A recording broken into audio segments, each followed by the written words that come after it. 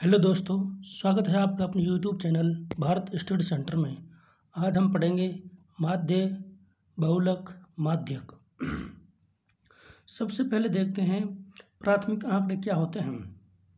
प्राथमिक आंकड़े वे आंकड़े जो स्वयं अवंशक ने अपने दिमाग में एक निश्चित उद्देश्य रखकर सूचनाओं को एकत्रित किया है, प्रारंभिक आंकड़े कहलाते हैं। गौण आंकड़े वे आंकड़े जो अवंशक ने किसी स्रोत से, जिनमें आंकड़े पहले से एकत्रित हैं, प्राप्त किए, गौण आंकड़े कहलाते हैं। परिसर क्या होता है? आंकड़ों के अधिकतम और न्यूनतम मानों के अंतर को आंकड़ों का परिसर कहा जाता है। बारंबारता क्या होती है? एक निश्चित अंक प्राप्त करने वाले विद्यार्थियों की संख्या को इस अंक की बारंबारता कहा जाता है। जैसे हमारे पास 10 विद्यार्थियों ने अंक प्राप्त किए 70, 75, 65, 68, 70, 85, 70, 85, 73, 65। इसमें 70 की बारंबारता 3 हो गई, 75 की बारंबारता 1 हो गई। इसी तरह से 65 की बारंबारता 2 हो गई, 85 की बारंबारता 2 हो गई, 73 की बारंबारता 1 हो गई।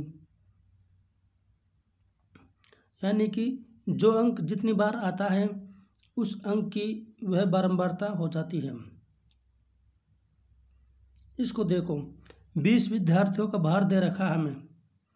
ये भार दे रखा है 20 विद्यार्थियों का। अब इसको हम किस तरह से लिख सकते हैं? 50 भार किलोग्राम में, 50 से 55, 55 से 60, 60 से 65, 65 से 70, 70 से 75, 75 से 80। विद्यार्थियों की संख्या 5, 4, 1, 4, 2, 4 है। यानी कि 50 और 55 5 विद्यार्थी हैं, 55 से 60 4 हैं, 60 से 65 1 है, 65 से 70 4 है, 70 से 75 2 हैं, 75 से 80 4 हैं। इसमें वर्ग अंतराल क्या हो गया?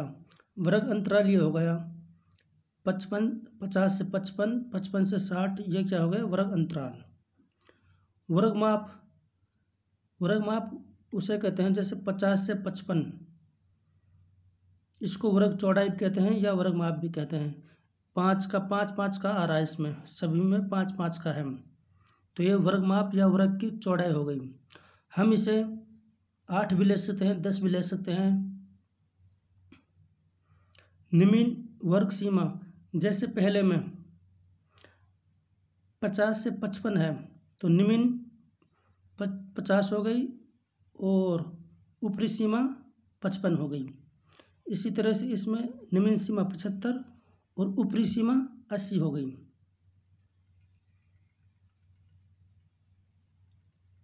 नोट, जैसे प्रथम वर्ग अंतराल में 50 से 55 है और दूसरे में 55 से 60 है, तो पहले में 55 नहीं लेंगे, उसे दूसरे में लेंगे। 50 से 55, 50 से 55 और 55 से 60, 55 को दूसरे में लेंगे। अगर 50 से 55, 56 से 60 है तो 55 को पहले में ही लेंगे। इसको ध्यान से देखो। वर्ग चिन्ह क्या होता है? वर्ग चिन्ह इक्वल टू ऊपरी सीमा प्लस निम्न सीमा बटे 2, यह होता है वर्ग चिन्ह। माध्यम, प्रेक्षणों के सभी मानों के लिए माध्य निकालते हैं। प्रेक्षणों के सभी मानों के योग को प्रेक्षणों की कुल संख्या से भाग देने पर यह प्राप्त हो जाता है। इसे x बार से प्रकट किया जाता है, x बार से दर्शाते हैं माध्य को। एक तो माध्य का सूत्र यह है, माध्य बराबर xi बटे n। xi का मतलब क्या है?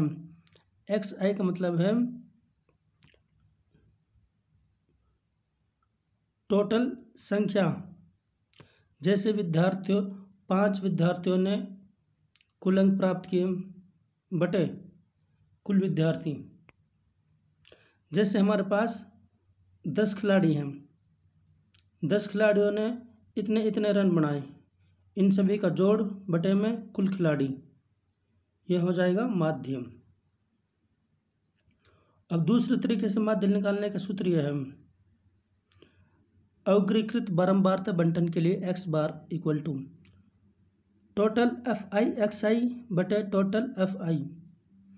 इसमें टोटल FI/XI क्या है, F1/X1 प्लस F2/X2, यानी कि जहाँ तक हमें संख्या दे रखी है वहाँ तक, और FI क्या है, F1 plus F2 plus F3, जहाँ तक हमें संख्या दे रखी है। इससे इसको भाग कर देंगे। एक सूत्र यह है और एक सूत्र यह है।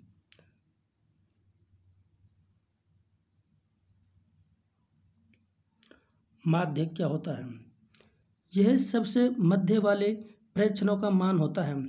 माध्य, जो संख्या मध्य में रहती है उसको माध्य कहते हैं। कब, आरोही क्रम में और अवरोही क्रम में लिखने के बाद जो संख्या मध्य में होगी वह माध्य होगा। अगर हमारे पास संख्या विषम है तो n+1 बटे 2 नंबर पर जो संख्या आएगी वह माध्यक होगी। यदि सम संख्या है तो माध्यक n/2 और n/2 + 1, इन दोनों के माध्य निकाल लेंगे, यानी कि इन दोनों को जोड़ करके 2 से भाग कर देंगे।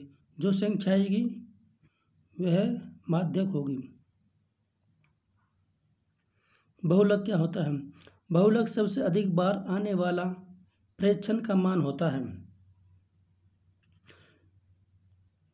ये चैप्टर बहुत आसान है और इसकी PDF फाइल आप डिस्क्रिप्शन में से डाउनलोड कर सकते हैं। Thanks for watching my video. मिलते हैं नेक्स्ट वीडियो में।